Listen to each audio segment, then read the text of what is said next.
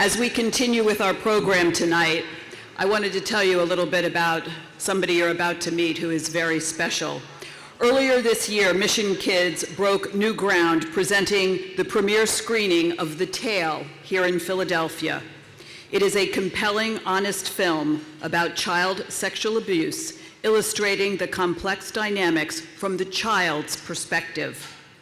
This powerfully intimate story was produced by Mainline native Jennifer Fox, an internationally renowned writer, director, and producer.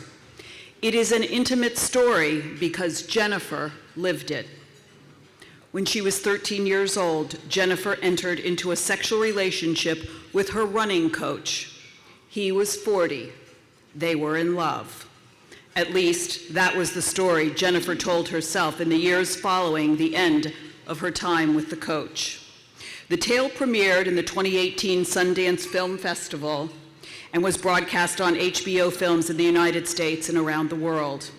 Jennifer's reflections as an adult about the sexual abuse she endured as a child have received much critical acclaim. The film has been accompanied by an extensive global outreach and impact campaign, including being shown at the United Nations, in Geneva, Switzerland, and New York. It was nominated for the Emmy Awards, the Gotham Awards, the Independent Spirit Awards, the UK National Film and TV Awards, the Satellite Press Awards, and as a Golden Globe Award nominee for Best Actress. Before we officially recognize Jennifer and give her award, we would like to show a brief clip of the film. We are very honored to have Jennifer Fox joining us here this evening and would like to officially acknowledge the importance of the story of self-discovery and how it is challenging society and how we think and view child sexual assault. Please welcome Jennifer Fox as we give her our Mission Possible Award.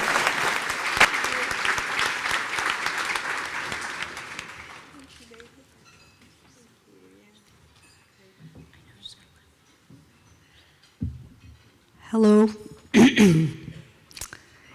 So, first of all, I'm really grateful for this award for Mission Kids. I stand here as a filmmaker, not as an expert on child sexual abuse. But I also stand here as one of you because I'm a nice Jewish girl from an affluent home in the suburbs of Philly.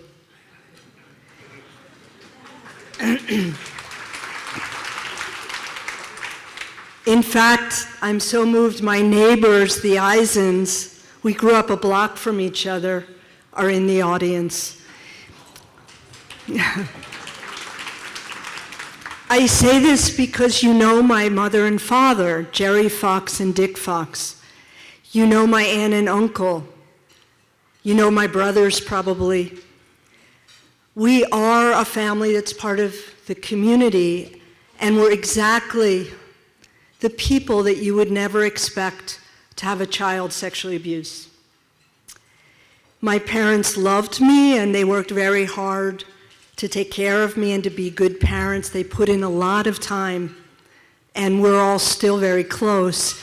And yet this event unfurled when I was 13. It's important to say that because a lot of people think they're immune. They think sexual abuse happens to other people, other people's children, other people's families, and it's simply not true. What I'd like to say, and I've learned this, is that sexual abuse, not just about my story, is beyond class. It's beyond color, it's beyond nationality.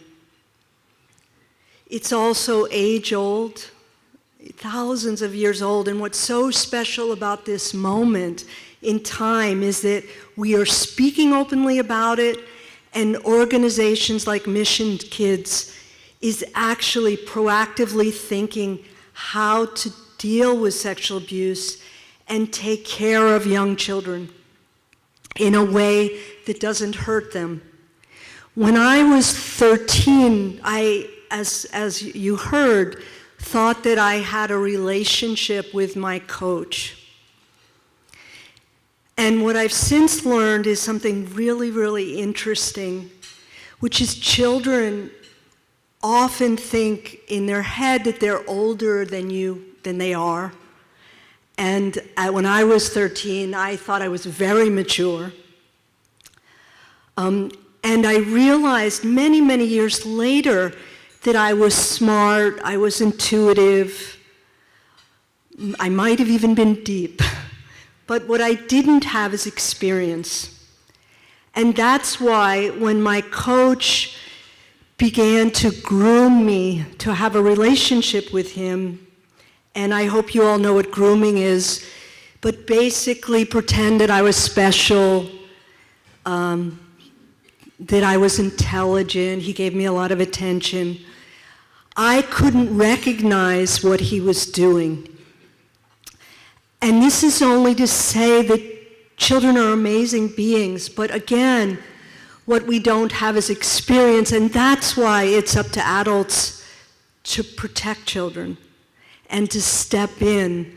When I was 13 and my mother wanted to know about this man and asked me a lot of questions, in fact, and my father too, by the way, I lied through my teeth because I thought I was mature enough to do what I was doing, and I hid the relationship I was having.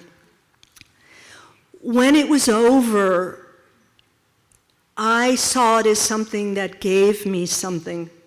Love, attention. I felt special. I also knew that it took something. And as a child, I was very used to this idea that to get what you want, you have to give. That's how we train children. Be a good girl, be a good boy, and I'll give you a doll.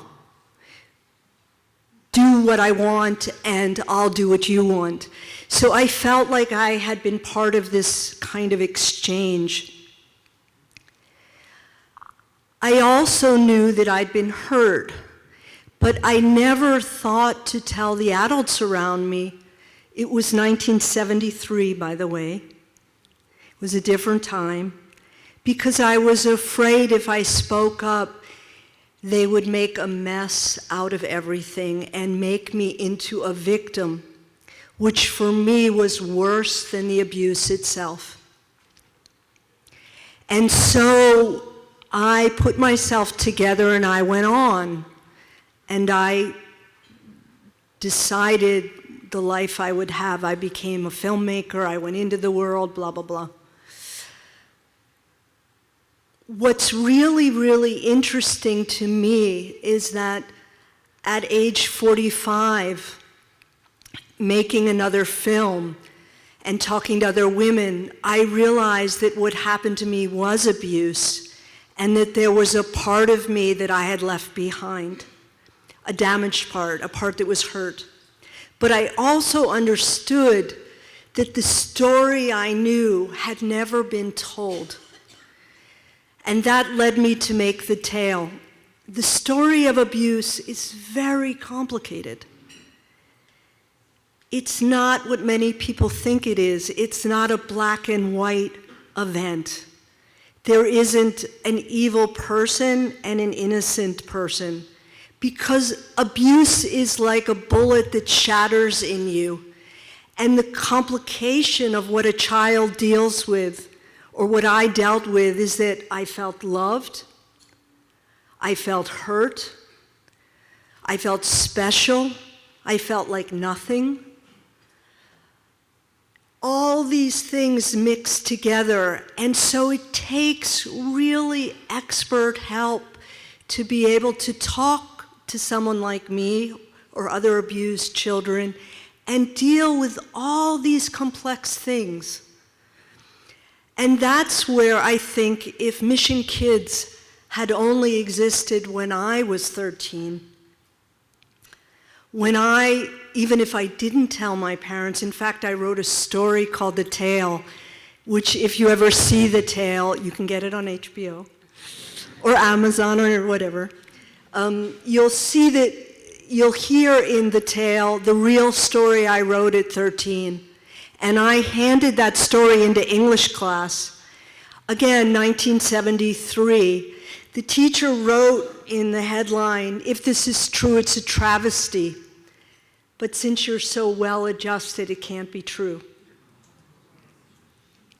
Flash forward to today, that teacher would reach out to an organization, Mission Kids, and they would call my mom and dad and talk to them, and that would have begun a circle of me actually being brought in an appropriate, well taken care of environment one time to have me tell my story. I speak, as I said, as a survivor. If Mission Kids had existed when I was 13, it would have changed my life. I think it is changing children's lives today. I am grateful that all of you in this room, because it's an incredible crowd, are sitting here to support Mission Kids, and I hope you will do even more. It's an amazing organization, so thank you. And for telling your story and opening doors and eyes.